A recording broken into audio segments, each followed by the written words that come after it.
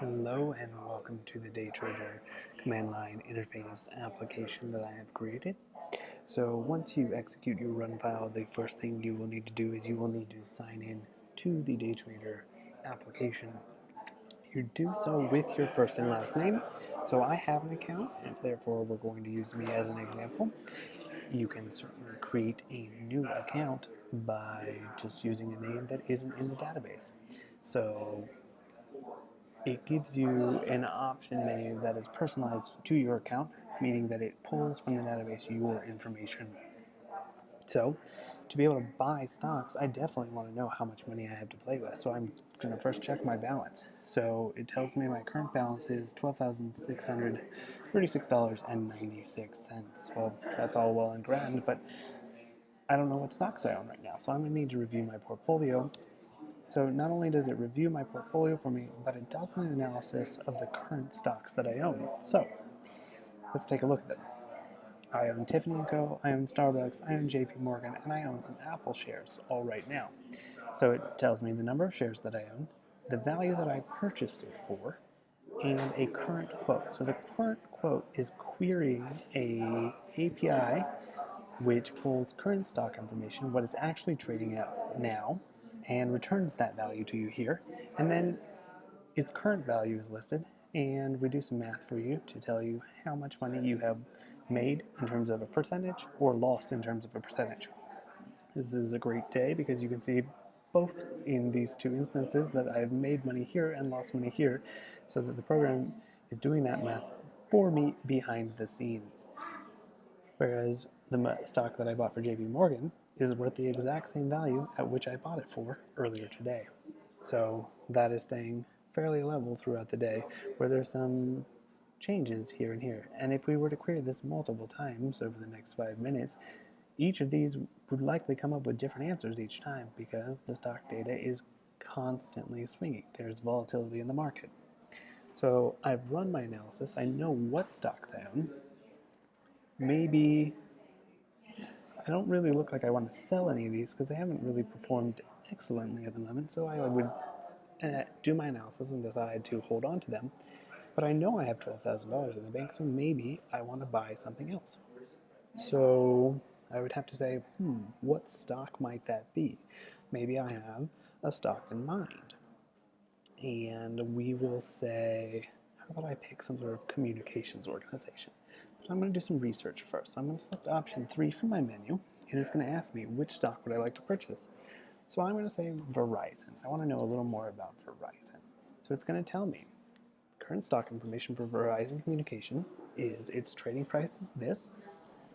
Given my current bank account balance of $12,000 plus, I can afford to buy 224.08 shares of this stock. So I know I can buy 224 shares or more. So I'm going to say yes, I want to buy a stock next. I want to add to my portfolio. So I'm going to do that. And again, I purchased the stock by knowing the stock symbol. So I would have to look up a stock symbol if I didn't know a stock symbol for a publicly traded company. When I enter that, it queries it again to get the most updated quote, and it asks me how many shares I want to buy. Well, I knew I could buy about 224 before, so I can probably buy about 224 now, but I don't want to spend all of my money on one stock. That's not a best practice. So let's say I just want to buy 20 shares. Everything is run behind the scenes for you. Your account is debited. So I had about $12,600 before, so I've spent about $1,100 on stock right now. Plenty of money to still play with. It tells me I successfully bought 20 shares. This is my validation of my purchase.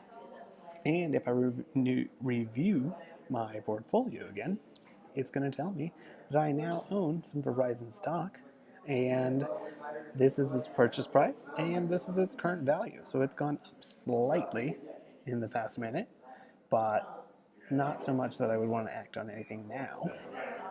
And as you see, this is all still about in the same range as it was. So maybe I don't want to sell anything right now.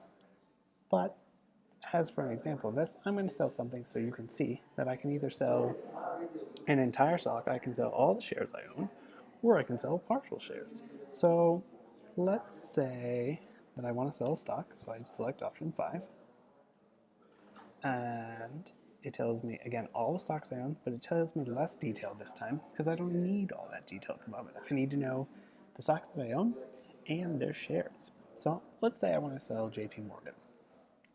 Which stock do I want to sell? It asks me, and I tell it, JP Morgan. It wants the stock ID, so I'm going to select that from my list, and I'm going to say 921. How many shares do I want to sell? No, I don't think I want to sell all of them. I think a bank is a decent investment, so I'm going to say I'm going to sell 15 shares and still hold on to 10 shares. All right, so I have successfully sold 15 shares of JP Morgan. My bank account has been credited. I was at 11.5 before. I'm now at 12.9. And if I were to review my portfolio once more, you will now see I only own 10 shares of JP Morgan and not the 25 that I had before. So that is the basics of my app. You are also able to change some user settings. If you wanted to update user info, you could do so by selecting that option. It allows you to change these items. Update username is not an option to change because that is your login information that is relevant to the person, and that would have to be changed behind the scenes by our customer service team. So if I select that choice, it gives me an option of how to do so. And of course, this is an app with fake money, and this is not a real phone number, but still fun. So all these will just literally change the information in the database, so I don't need to do any of that for you right now. So I have effectively done everything that I want to do and show you, and it's a ton of fun. So feel free to play around and let me know if you have any questions. Thank you. So once I've signed out, it thanks you. Have a great day, and that is the DayTrader app.